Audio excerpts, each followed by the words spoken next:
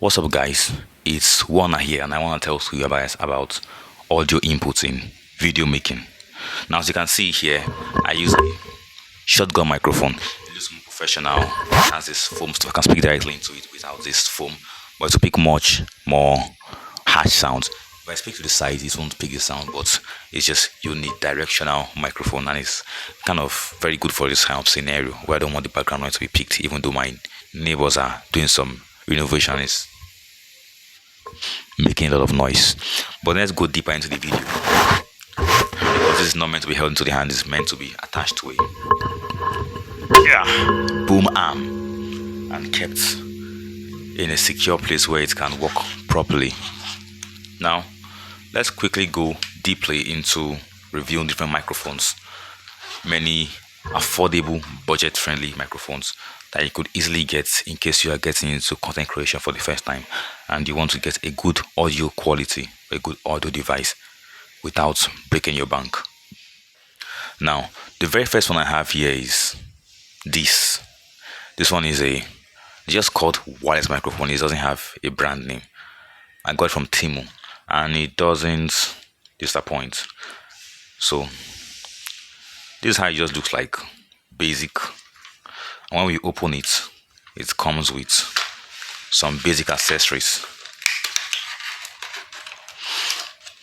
The microphone itself displaying the percentage of the battery, and then the cord, Type C, USB-A to Type C, which is connected to the microphone. And then when we open it, I got the bundle that came with two microphones and a receiver, and my budget has some description and all of that. So I would play the audio, disconnect the microphone, and show you how it sounds like, and I'll also grade it out of 10. Device you use in shooting your video. You need to bring out the microphone from the case, and once it comes out from the case, let me show you how it looks like. Once it comes out of the case, first of all, it's blinking green and red. But once it's connected, it moves from blinking red to now blinking green. So now to use the microphone properly, look at now it has stopped. It used to blinking, okay, yes, that stopped blinking, and both of them are now connected. Now for using the microphone properly, you need to clip it to your shirt, your jacket, or whatever. So I'm wearing some jewelry like a necklace on my neck, so actually dangling while I play the audio. Let me put it here. So, and from there you can get a good audio for the first 3 or 4 months, or even 6 months. Yes, for the first 6 months of my making videos, this was the microphone I used. But I had a problem with it. Now it sounds good. It's on my rib cage, picking my bars properly, but then it has this issue of picking the harsh pop sound and all of that very, very well. And it also has a problem with noise cancellation. So it automatically cancels out the noise regardless of if you want the noise cancelled or not. So you can be in an environment where you want to feel the noise, but then because of the microphone's inability to, although you came with the manual and the manual talk about cancelling of noise and all of that, let me put one side a little bit. But then when I started using it, I discovered that I couldn't really cancel the noise. I did have some capabilities. For example, if I wanted reverb, I'll just click this button by the side twice. Now hear it.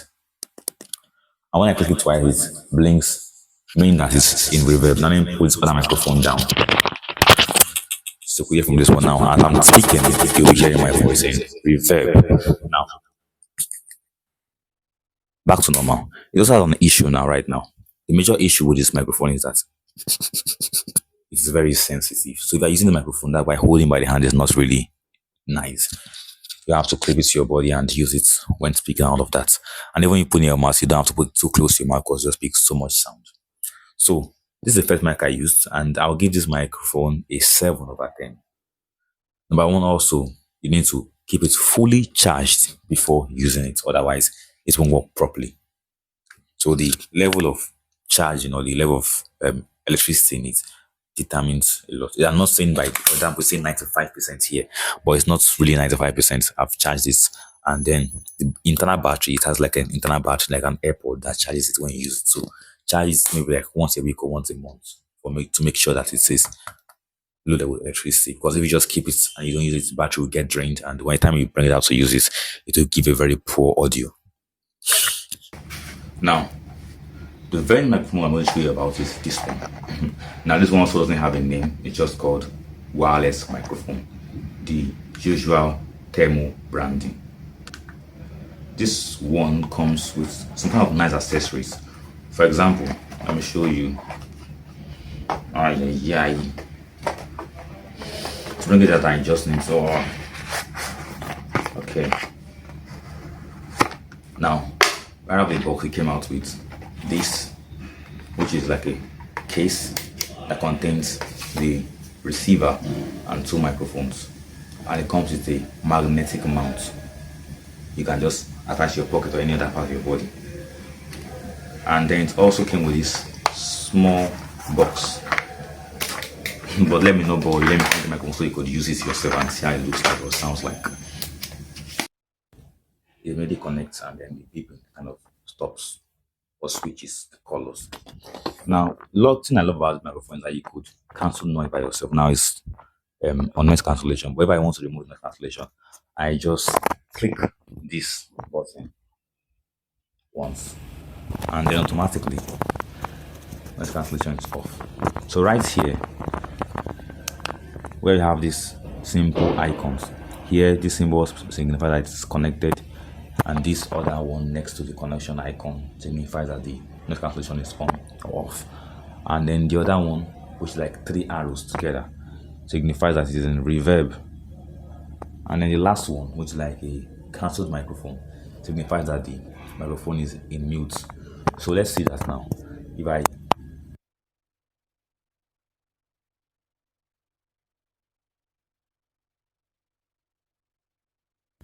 and then back on is on, and you can now hear me. Then if I click this twice, now it's on reverb. I'm sure you'll be hearing me in reverb. And like I said, the interesting thing about the microphone is that you could mount it using different options. Now, this is the magnetic mounting. I put it in my pocket, take it down below. I just magnet it that way. I don't know if you can see this, but you can see how it looks like, and it gives a very good sound.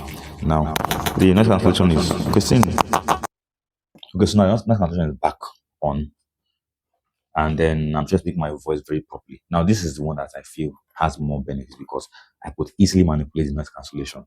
And in case you didn't want the magnetic mount, it also has, in this box which came with, it has these other accessories.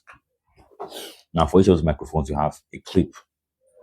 It could also be attached magnetically to the microphone itself. For example, I just take this out, and I can put this on and just clip it directly to my clothes like this. Okay. Yeah. Now it clips directly to my sleeve or my pockets rather. But if I don't want it to be this way, I could also remove it. Take out this magnet, and then this part is magnetic. I can just clip it directly to this clip, and it still functions.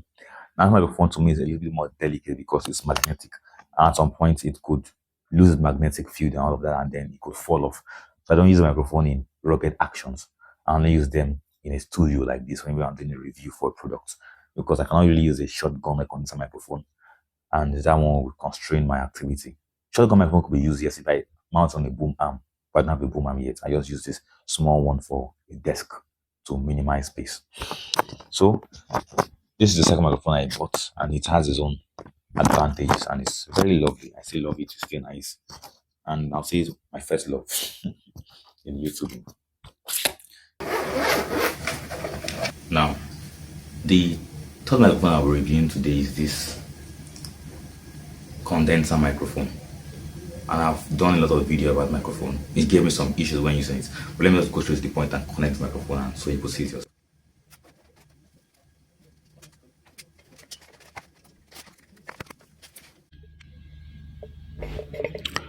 Now the condenser microphone is on, and I'm using it right now holding my hand, but then I have a shock mount that I used to mount my other professional looking microphones. But for this microphone, I had to use a audio interface connected with a adapter down to my smartphone, which I use in shooting this video. So this one works well, and right now the 40 pound pan is not actually on, but then I on it, and I'm sure it gives a much better sounding audio. So I'll give this one a 8 out of 10. The only issue is that yes, it picks so much background noise, and I'm in a noisy place. But then if you have a good audio editing app, you could just cancel the background noise in your editing, but that would make the sound less professional. So if you are in a very quiet place with a room that is treated for sound, you won't have that issue of background noise and buzzing and hissing, because this microphone is very, very sensitive. Like even if I just scratch the bottom or just scratch here, it picks the sound very, very fast. So it's the BM800 microphone I got from Temu for about $5, so very cheap, but also effective. But if you want actually good stuff, you could get more expensive stuff. But if you know that you cannot afford maybe the best of the most expensive, you could just get this and then use it with the audio interface, because it needs the 48V phantom power and the conversion of sounds from this to this and then down to your device, which is recording your audio. So this is the third microphone I got, and it's also a sweetheart to me. Now the third microphone I'll be reviewing is this shotgun microphone, which I used at the introduction of this video, and I'll say overall is the best microphone I've used. Now let me connect it straight away and then show you how it sounds. And also the one thing about the microphone is that it's also unidirectional, just like the shotgun. And most shotgun microphones are actually condenser microphones as well. So if I speak to the opposite side where this doesn't pick sounds from, it sounds very bad. If I speak from the top side, it also sounds very bad. So when using it, you have to face it directly to you so that it will pick your audio. But this is where the cardioid stuff is actually based on. I don't know, but that's it anyway. What I like about the microphone is that it has a button like I usually use to connect or control the stuff. Now it's just an on mode or normal mode. Yes, but it's spelled wrong. It spells Norma, Norma. I don't know what language is that. Then it also has the tele mode. I don't know the difference between normal mode and tele mode. If the tele mode cancels the background noise, all of that. But then this microphone is much more better. And although I have some background noise, people are making noise in my background. So this microphone is just like the condenser microphone. It requires an audio interface as well. So if you want to use the microphone, you need to use an audio interface. And I got it for about $15, so a bit more expensive. So a bit more expensive than the condenser microphone I got previously, but I got from Temu as well. And it sounds better than the other one I got. And also it picks less background noise. So I think this one will stay with me. I may give out the other one to maybe my younger brother or to other people that need a condenser microphone. But this one actually sounds better. Although this one has a professional look when I use it on the shock mount, it makes it look like I'm a professional YouTuber and all of that. But it's not only about the looks, it's about the performance. So if the shotgun microphone performs better than the condenser microphone, the BM800, I will just keep on using it. So that's it for now. And these are the microphones I tested earlier. This, and last but not the least, what's wrong with this microphone? This. And I'll say it's a champion. So I've seen someone else done a review video, and their champion, their best microphone was actually this one. But for me, I feel this one is kind of the champion for me. I prefer it. I don't know if the person had a treated room, so they could not pick much background noise.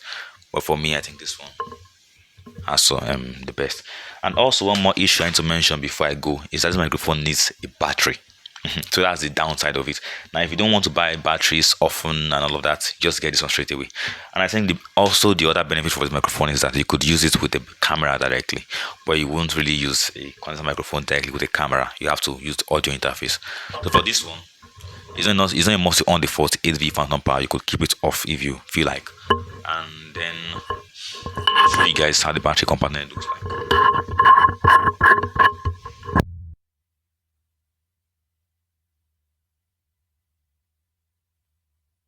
So based on the little research I did, the shotgun microphone doesn't actually need the battery to run itself. Like, it doesn't run on the battery. It just requires the battery to provide some kind of electric voltage to the, I don't know, what was it called, but some complementing the microphone actually needs just some little electric charge for it to on or to go on. So it doesn't really stress your audio interface so much for the 48V phantom power. So that's it for now, and I hope you come back to see more of my videos. Thank you and goodbye.